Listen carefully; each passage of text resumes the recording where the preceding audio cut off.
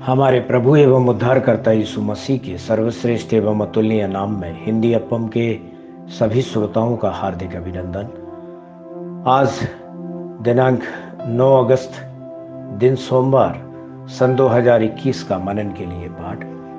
आज का शीर्षक है वह आपको आनंदित करेंगे। यिर्मयाह की पुस्तक 31वें अध्याय के 13वें वचन में हम इस तरह से देखते हैं, उस समय उनकी कुमारियां नाचती हुई हर्ष करेंगी और जवान और बूढ़े एक संग आनंद करेंगे, क्योंकि मैं उनके शोक को दूर करके उन्हें आनंदित करूंगा। मैं उन्हें शांति दूंगा और दुख के बदले आनंद दूंगा। अजी जो देखें कि हमारे प्रिय परमेश्वर कितनी कृपा से हमें सांत्वना देते और दिलासा देते हैं और एक प्रतिज्ञा भी देते हैं जो हमारे दिल को मजबूत करता है। वह वायदा करते हैं, मैं उन्हें दुख के बदले आनंद दूंगा। जी हाँ, दुख के दिन, उदासी के दिन और कष्ट के दिन समाप्त हो रहे हैं। जब परमेश्वर की भुजा आपके जीवन में हस्तक्षेप करती है तो आप में कोई दुख नहीं रह सकता। आपके आंसू पोंछकर आपको दिलासा देने के अलावा वह आपके शोक को आनंद में बदल देते हैं। जो लोग परमेश्वर से प्रेम रखते हैं उनके लिए सब बातें मिलकर भलाई ही को उत्पन्न करती हैं। ऐसा रोमियो की पत्री 8वें अध्याय के 28वें वचन में हम देखते हैं। जब दुख और कष्ट आपके जीवन को घेर लेते हैं तो आप यह कहते हुए विलाप करते हैं कि ये चीजें आपके साथ क्यों होनी चाहिए और आपका जीवन इतनी बड़ी परीक्षाओं में से क्यों गुजरना चाहिए। लेकिन सब कुछ एक आशीष की तरह दिखेगा जब परमेश्वर उन्हें भलाई में बदल देंगे।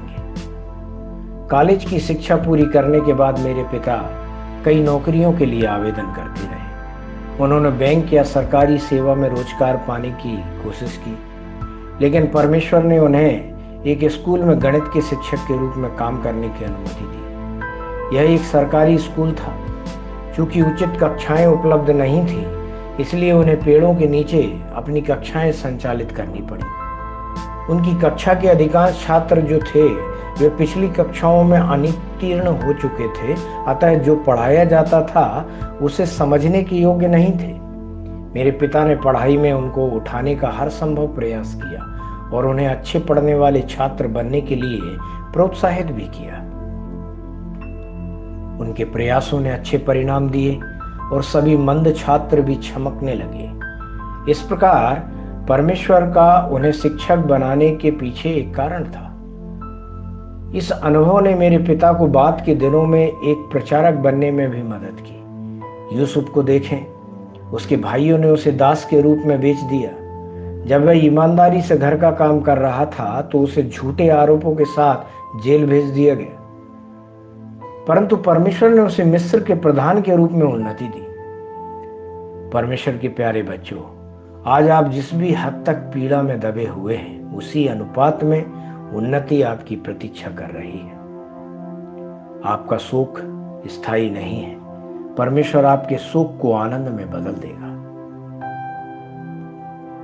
ध्यान करने के लिए आज जो वचन लिया है, भजन 90 उसका 15वां वचन, जहाँ इस तरह से लिखा है, जितने दिन तू हमें दुख देता आया और जितने वर्ष हम क्लेश भोगते आए हैं, उतने ही वर्ष हमको आनंद दे। परमेश्वर के इन वचनों की सुनकर, पढ़कर, मनन करके इनके अनुसार अपने जीवन को जीने पर परमेश्वर आपको आपके जीवन में, आपकी सारी बातों में बहुतायत से आशीष देवे।